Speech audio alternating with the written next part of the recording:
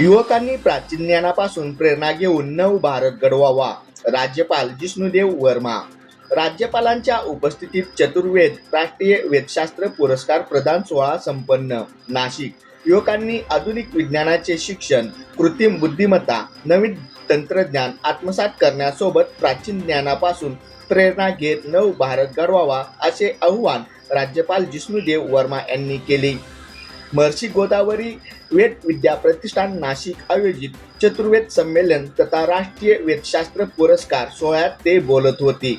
यावेळी महापौर हिम गौरी आडके आहेर, राज्यपालांचे सचिव प्रशांत नानवरे, वेदाचार्य रवींद्र पैठणे, प्रतिष्ठानचे संस्थापक महर्षी पंडित शिवकुमार शर्मा, हरिद्वार येथील उत्तराखंड संस्कृत विद्यापीठाचे कुलगुरू रमाकांत पांडे, केंद्रीय संस्कृत विद्यापीठ नाशिक परिसराचे संचालक डॉक्टर नीलाप तिवारी, धर्मभूषण गौरीशंकर राष्ट्रीय वेदशास्त्र पुरस्कार स्वागत समितीचे अध्यक्ष प्रा जयंत भातांबरेकर, गोखले एज्युकेशन सोसायटीच्या सचिव दीप्ती देशपांडे आदी उपस्थित होते.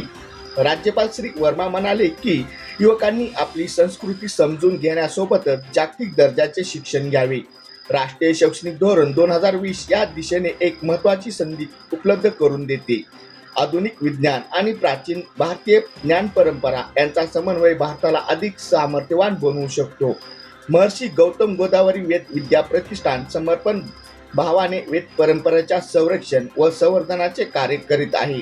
हे कार्य अत्यंत प्रशंसनीय आहे. ही संस्था युवकांना आपल्या मुळाशी जोडण्याचे महत्त्वपूर्ण कार्य करीत आहे. आजच्या तंत्रज्ञानाच्या युगात हे कार्य अत्यंत महत्त्वाचे आहे. प्रतिष्ठानाचे राज्यातील विद्यापीठे आणि महाविद्यालयांसोबत काम करावे अशी अपेक्षा त्यांनी व्यक्त केली.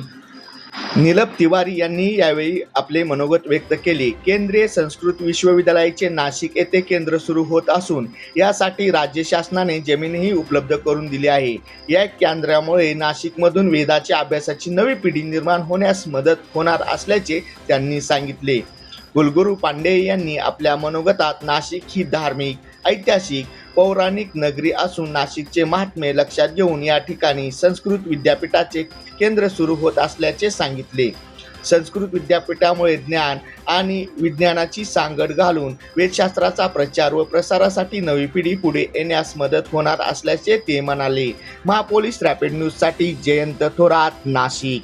बातम्या व इतर अपडेटसाठी महापोलीस रॅपिड न्यूज यूट्यूब चॅनलला लाईक करा, सबस्क्राईब करा आणि हो, बेल बटन दाबायला विसरू नका. ज्याने काय होईल, आम्ही जे नवीन व्हिडिओ अपलोड करू ते आपणास मिळून जातील. धन्यवाद.